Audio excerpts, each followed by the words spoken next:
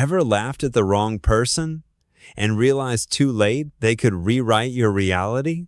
That's what happened one ordinary morning at Falcon Ridge Base, a high-clearance military facility buried in the Nevada desert. It all began with a smirk. "Ma'am, this ID is either fake or you're the most confused librarian I've ever seen." The young officer chuckled, dangling her badge like it was a party favor. Behind him, two guards snorted with amusement. One leaned closer and muttered, "What is this, some Cold War spy movie?" But the woman at the counter didn't blink, didn't smile, didn't even shift her weight, just stood there in scuffed jeans, a plain white tee, and a windbreaker that had been through storms watching them like they were wasting her time. She didn't argue, didn't raise her voice, just calmly said, "Scan it again." The officer sighed and waved the badge under the scanner, clearly mocking her more than cooperating. This was Falcon Ridge, after all. Not even senior officers could walk in without layered biometric verification. There was zero chance this quiet, unassuming woman belonged. But then, the scanner beeped. Once. Then again. Then, everything stopped. The lights flickered. Monitors cut out. Radios went dead. Phones disconnected. And then the main screen turned blue. Encrypted code poured down like digital rainfall. The entire system froze before rebooting to a jet black screen, displaying a glowing gold and blue seal. Not a rejection, not a breach, a recall. That's when the laughter vanished. One of the guards backed up a step. "Is that classified?" he whispered.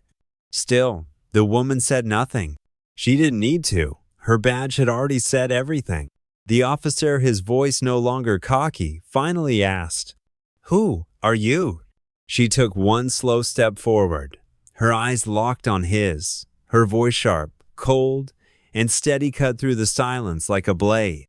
"I'm who they call when the people above you disappear." The air changed. Two men in suits appeared behind her, not through the front door, not from any visible checkpoint. They were just there. "Agent Rena Vale," one of them said with a nod. "We've been expecting you." The officer blinked. "She's with you?" The taller agent didn't miss a beat. "Number were with her." And just like that, the entire hierarchy crumbled. This wasn't someone with clearance. She was someone who wrote it. That badge, it wasn't for scanning. It was a master key of final override, triggered only when the system needs to reset itself. She didn't arrive for a briefing. Her arrival was the briefing. As she walked deeper into the base, lights adjusted to her presence. Steel doors opened with no touch. And 2 floors up, in the surveillance center, 2 analysts were panicking. "Who is that?" one whispered. The others zoomed in on the emblem. "That's not a badge, that's a recall key." Back in the lobby, the officer who mocked her stood frozen. He looked like a child who just realized he'd made fun of the architect of the building. One of the guards whispered, "We," laughed at her. No one replied. No one breathed. Because when someone with that level of authority walks in, silently, no backup, no shouting, no threats, that's not arrogance. That's legacy. And legacy doesn't knock. It just walks through walls. No reports were filed. No names were written down. But every single person in that room remembered her face. And none of them ever laughed again.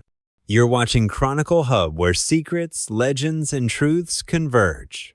If this story gave you chills, RE-. Smash that like button. Comment karma if you felt the power shift.